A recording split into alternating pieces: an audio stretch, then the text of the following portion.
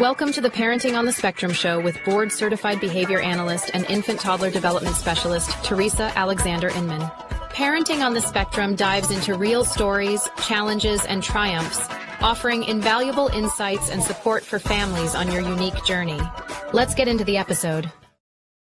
Yes, indeed. Let's get into the episode with Dr. Danielle Huerta. I didn't even ask you how to pronounce her last name, and I hope I did you justice. Dr. Danielle is a father, a husband, and he leads the Family and Youth Department at Focus on the Family. And we're going to talk about some interesting topics. So welcome, Dr. Danielle. Hey, thanks for having me on the show, Teresa. Excited to be with you. You are most welcome. Did I pronounce your name correctly? Yeah. Huerta is in Mexico, but here in the U.S., right, to be Huerta. Okay. You did good. Okay, so I was like, I didn't even ask you before I just jumped in here. Oh, that's okay. Yes. Yeah, it actually means orchard. And I love to garden, and it just fits well. It's a name that I've loved to have to spell often. When people call or I've heard many people mispronounce the last name, and that's totally good, Teresa. That's good. Yeah. Oh, they mispronounced mine too, so don't feel yeah. Totally get it. All right. So you lead the Family and Youth Department at Focus on the Family. So, and you're also a therapist.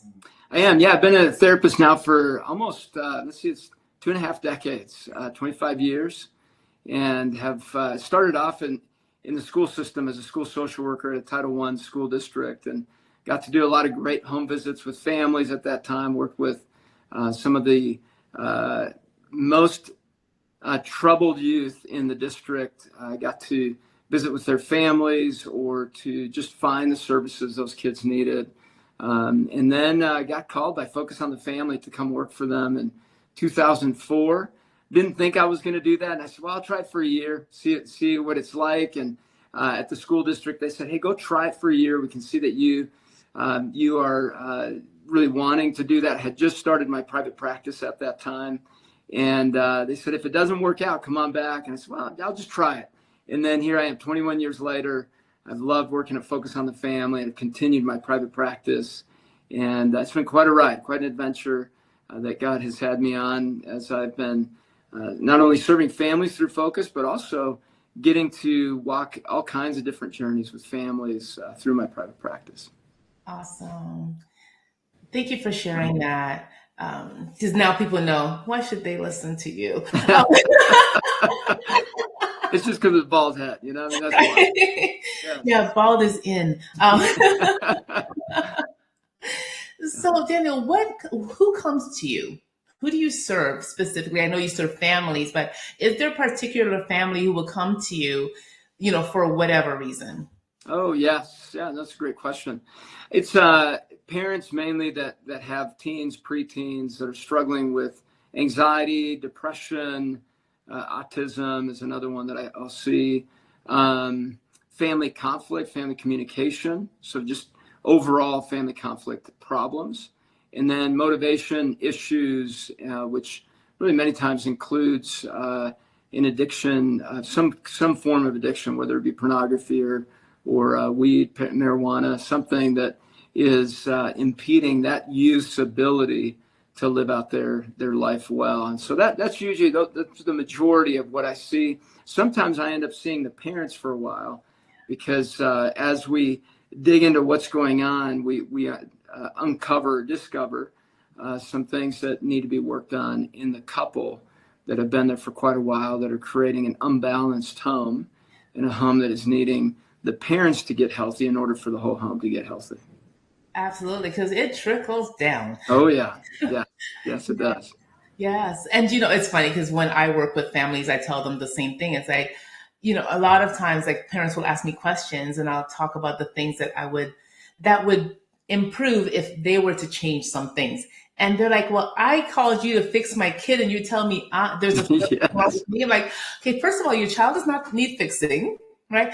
We just want to teach your child different ways to navigate the world so that in a way that serves them and society, right? Yes. However, if we don't model those behaviors, It's not going to work. No, it doesn't. I remember a family not that long ago. They came in and said, "Hey, we're going to drop our son off, and we're going to go shopping. We'll be back to pick him up." Kind of like it was just a drive-by oil change or something. And I'm going, "No, actually."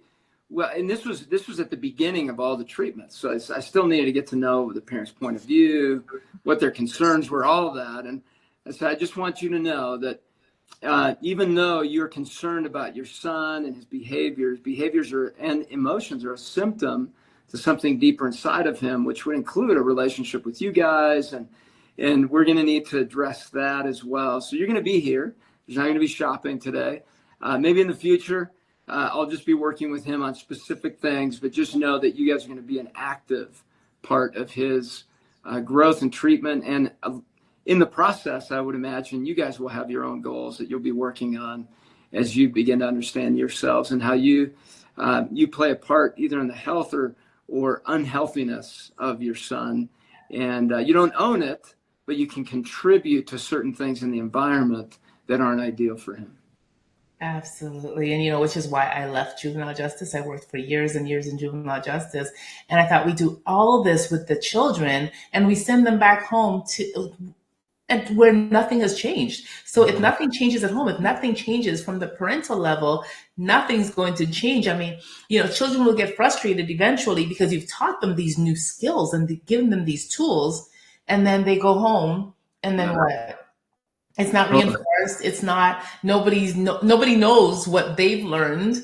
So it becomes frustrating. And then do you find that they tend to revert to old ways because the new thing's not working in their environment, the new thing in the old environment, it's like new wine and old wine skills. No, you're totally right on that. This cracks me up. There's a boy, a teen guy. This is a classic one. He said, I'm just so frustrated with my mom. And I said, well, what's so frustrating? And the husband had affirmed this as well, that they said that she'll give us options, yet she's already made up her mind as to what option we're supposed to choose.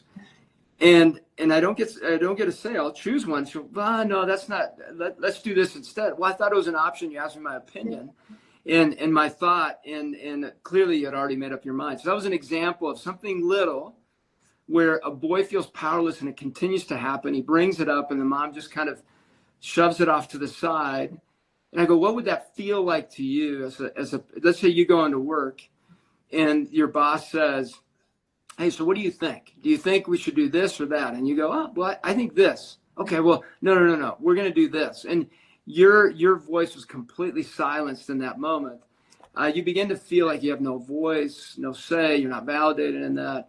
And there were other instances for that teen boy where he's either felt voiceless or controlled or overpowered.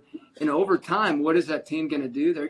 Their behaviors are going to escalate because they need to get louder and louder to be heard and to have some kind of sense of power or control or something. It's just been interesting to work through that dynamic and to allow for the boy to have voice and the mom to allow him to have that. And we've started exploring, what's happening inside her. Why does she need this control? If she gives some of it up, what will she be giving up herself? And so it's good. It's good to have some self-awareness, some self-reflection as parents, as we try to adjust to the kids in front of us that we're raising. Yes, yeah, because the old way is not working anymore. It's funny that you mentioned that because we do a lot with choices with autistic children because a lot of parents are like, well, when I ask them, so who picks their clothes? Oh, I do. Who decides what they're going to do? Oh, I do. And I thought, well, please give them a choice. Let them have a say. And every time they've done that, they've seen a difference with their children. It's like, wait, I'm seen and heard. Like, you're actually going to do, like, I get a choice and their behaviors start to improve. And parents are amazed by making this one little change, just giving a choice. And again, adhering to that, because when you don't, it's like, well, why did you ask me? Yeah, exactly right. And I can just hear parents saying, wait, we can't give them choices in everything. No, what you just mentioned are great examples of kids getting to, as they're growing up, getting to have a choice, and then living with that decision they have made, owning it and owning whatever story comes with it, living with that story, and then making adjustments as that story unfolds. So if they say, well, I'm going to wear completely mismatching clothes today because I just want to do that. Okay, that sounds great. Do that. And so then they go and they get some feedback that tells them either that was fun or maybe I shouldn't do that. They're highly sensitive to their environment, so they're going to get plenty of feedback. And then they come back and they make adjustments with that. And what you want to do is have curiosity. Why did you want to wear mismatch? That's interesting. It's very creative. What was going on? And now you're getting to know your child, and the more known they feel, the more you begin to attach, and the more that you create this bridge of influence with that child where they're able to trust the fact that you care deeply about them and understand them to guide them well.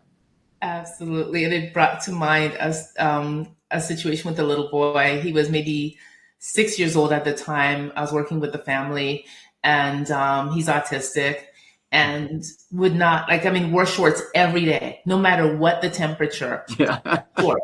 And, this was Florida. And so most days that worked well, except for the days where it actually really got cold. So mom was like, well, what should I do? I said, listen, just let him wear shorts. It's okay. That's right. It's not going to hurt him. Yes. He's going to learn by natural consequences. Maybe shorts are not the thing to wear in this temperature.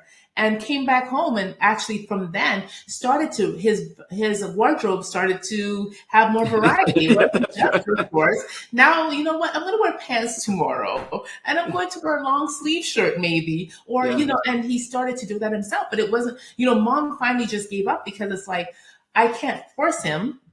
Because what are you going to do? How will he feel, if you send him to school in something that he didn't want to wear, or you'd have to force it on him? And I said, no, don't do that, because then that's going to affect his whole day at school. And when they call you, what are you going to say? Because I forced him to put on pants that he didn't want to wear? Because I thought he would, get frostbite? It's not that serious. So just allow them, or maybe once he got to school, the school will call and say, if it's not, say it's in Buffalo, New York, and it's a little colder. By the time he gets to the sidewalk, he might make a different decision.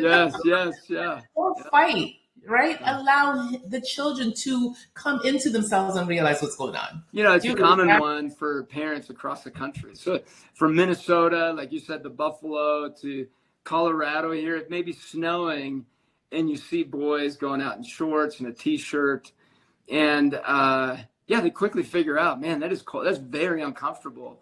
And a lot of boys just naturally run hot during the puberty years. Just know that they run hot. Testosterone's kicking in, all those things. And so their body temperature is a little bit higher, and they don't have as much reaction or sensitivity to cold during those years. They're probably in sports or athletes. Their metabolism's gone, the heat is gone. And so they actually feel hotter. Maybe it's the teen hot flash for boys. I don't know. But it is, they feel hotter. And in talking to parents from Minnesota, Wisconsin, Michigan, those cold places, they'll say, man, I can't believe it is so unsafe. They're going to get sick. They're going out with that. Well, they quickly figure out that maybe what they need to wear in order to regulate their temperature. They need to figure that out with their bodies.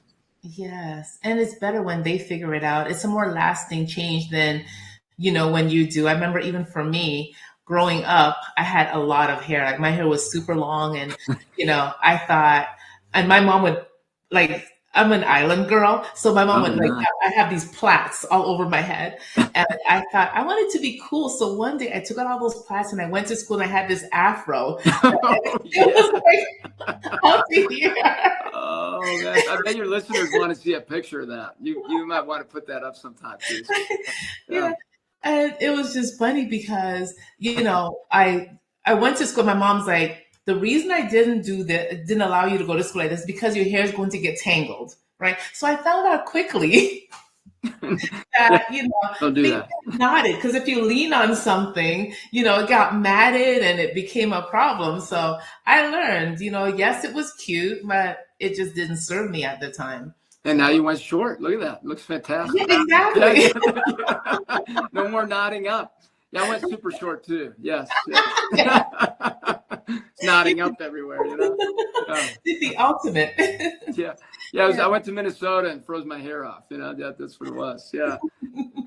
So no, with parents, Teresa, I think what I have found is parents want the very best for their kids. And so when they're guiding them, either whether it's cold, like having a jacket, whether it's hair, whether it's clothing, all those things, it's well-intentioned. I'll tell teen boys and girls, your parents would die for you. You can trust them. Yet they're bringing their own personality, their own insecurities, and you better believe it, as a teenager, you are triggering their insecurities because now you're much more sensitive and much more attuned to other voices beyond theirs. And you're more responsive to that than you were when you were little.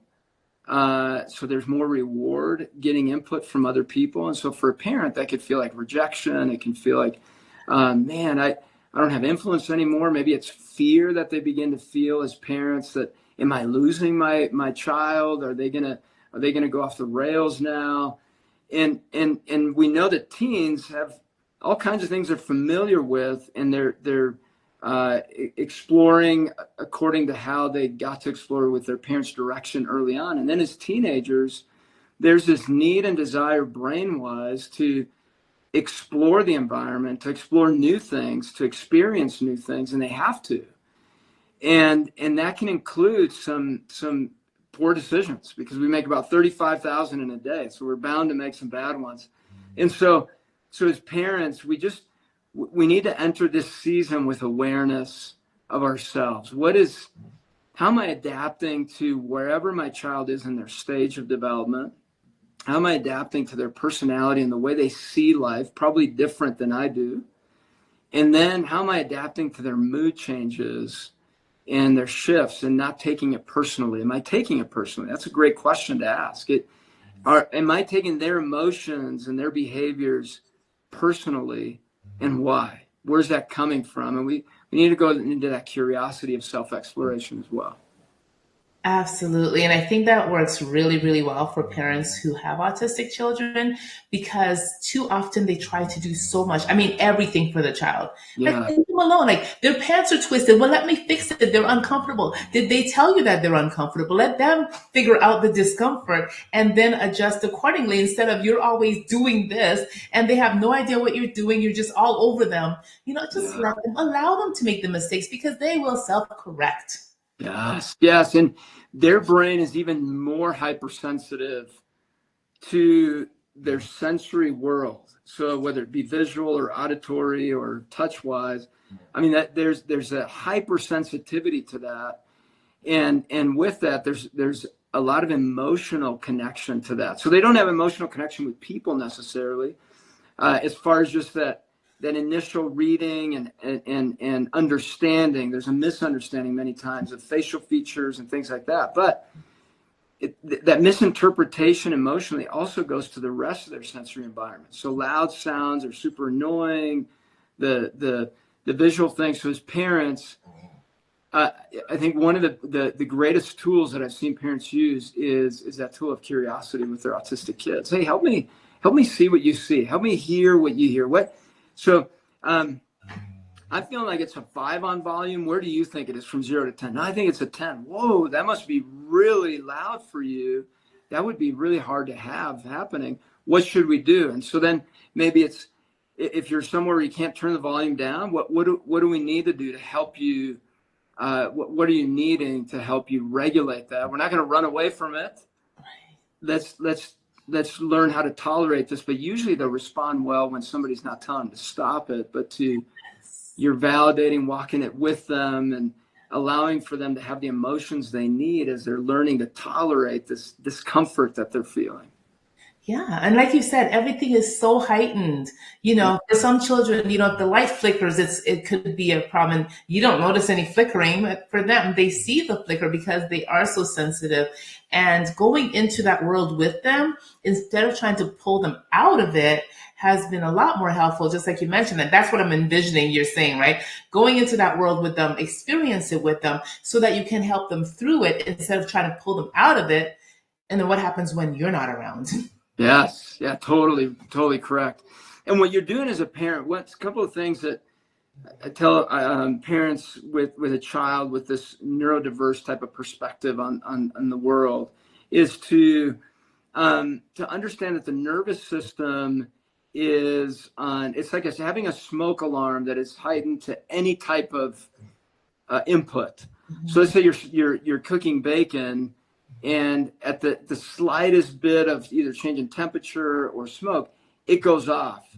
And that is so annoying. And so for an autistic brain, that's what's happening. And when they see a face that's serious, or they just see people in general that they don't know, there's a threat already felt. So the fight, flight, or freeze is already, it's already going as if an alarm is going. What you want to teach them is to regulate their nervous system, whether it's through breathing, through a fidget toy, or maybe even supplements that help provide a calming of the nervous system, a diet as well that helps just with the regulation of the body systems. So key for the kids that have that type of experience with the world around them. It is. And, get input from them if they're old enough to tell you, or even young children, they will tell you, they will point to the thing, they will, they will Yes. let you know. Like, it's just a matter of being present with them and maybe observing, did they pull back? Did they lean in? What did they do? Did they smile? Did they, what expression did that, whatever it is that you did emit? So then you know how to move forward. And again, like you said, Dr. Daniel, don't remove the thing. Teach them how to deal, because the world is not going to care. The world's not going to look at them and say, oh, there's an autistic child. I need to do this. But you've seen one autistic child. You've seen one autistic child. So find out from that particular child, right? Like you would me. You wouldn't just say, oh, all Black girls do this. Yeah. Right? That's right. There's uniqueness there. Yes. Yes. And let's just work with children on an individual level so that they feel seen and heard.